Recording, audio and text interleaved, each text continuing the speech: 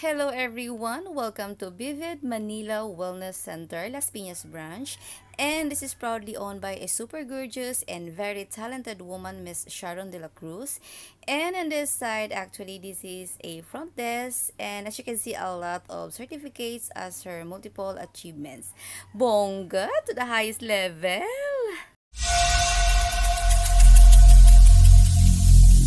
Every single day, I'm gonna make something great.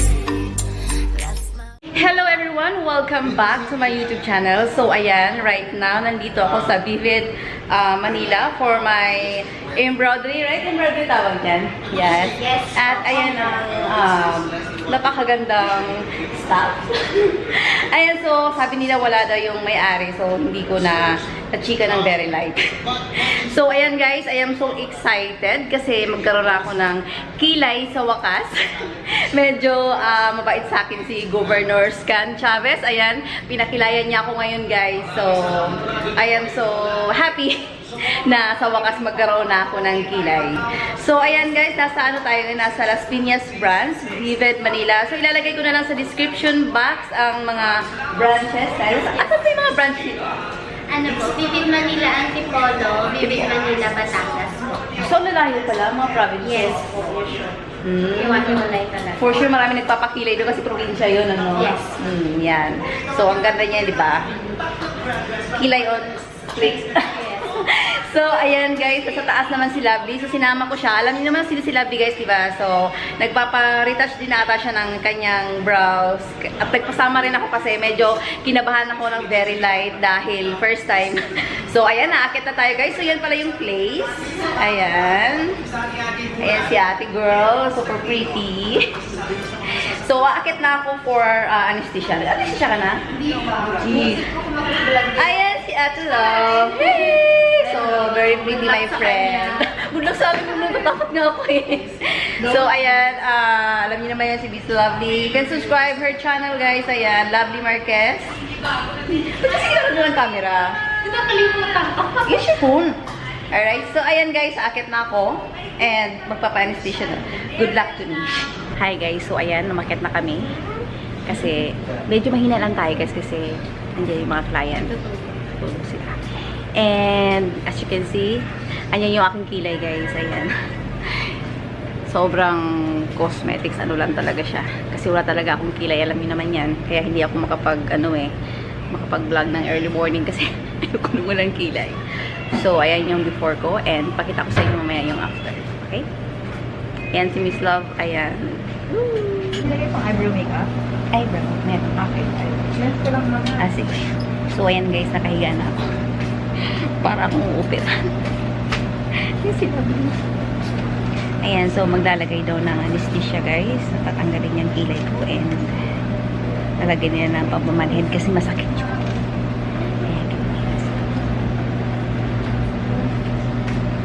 So medyo kinakabahan ako.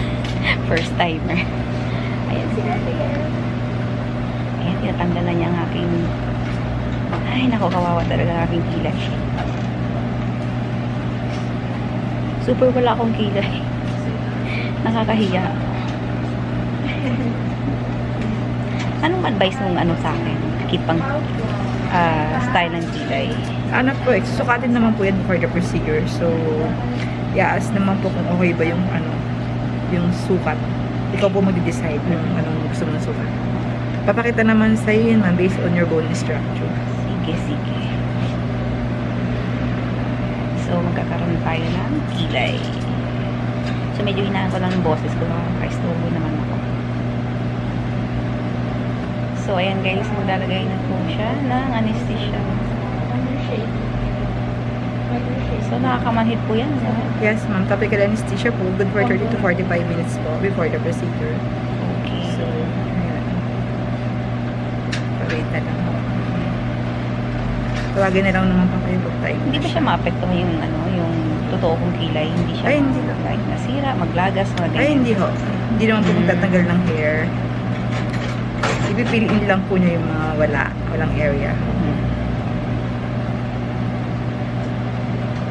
Mga ilang years pag naglalast ka na? it can last 1 to 2 years po upon proper care. So, depende po sa patient, yung mga ginagamit ng mga toner. Usually, yung iba nakaka-fade out pag sobrang tatapang. So, extra care na lang din po. Kung maglalagay kayo ng mga beauty products po sa skin, avoid na lang po yung kilay area. Pero pag like, gusto ko sapawan ng eyebrow powder, pwede Yes po, naman. pwede naman po. Basta make sure po, dry na yung healed na yung kilay nyo. Okay. Usually, after a week pa yun, ma'am. So, after mga 7 to 10 days po, before ka makapag, lagay ng ganun. Sige.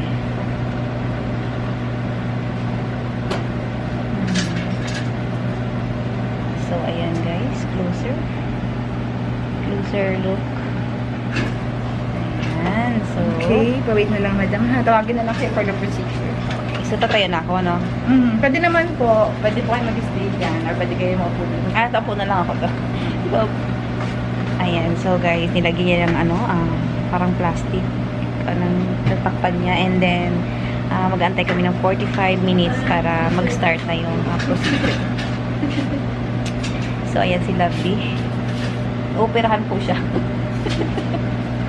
Sensitive lang yung skin mo, kaya may talaga? Windows contact. Okay lang. Ano nila siya? So yung shape mo at saka yung sukat mo, nakabase Gusto ko sa face mo siya.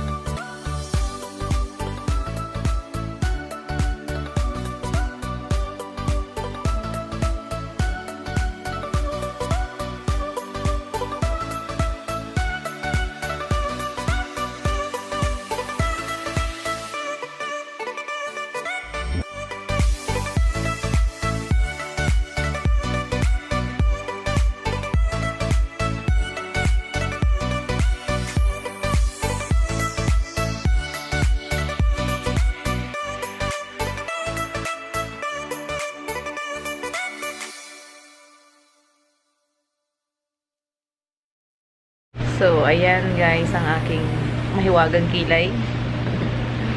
Wonder kilay. So, masyado siyang madugo, kaya hindi siya agad-agad kinakapitan ng pigment. So, maganda guys. Medyo dadagdagan pa daw mamaya. Binabad lang muna sa anesthesia kasi medyo dumudugo-dugo talaga siya.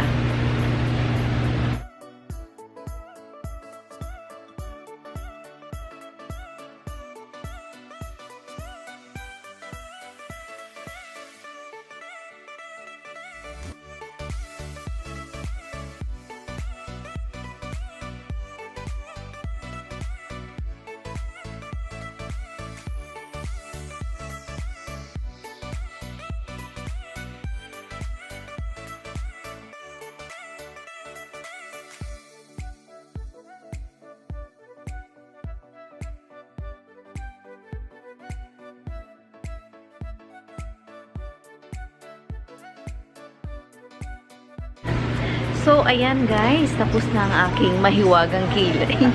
Mahiwagang kilay. So, thank you naman sa aking artist na si Miss Riza. So, ang galing guys. Ang galing ng ginawa niya. So, ayan, nagmukha na akong totoong tao. Hindi na ako alien. So, may kilay na ako. Ayan!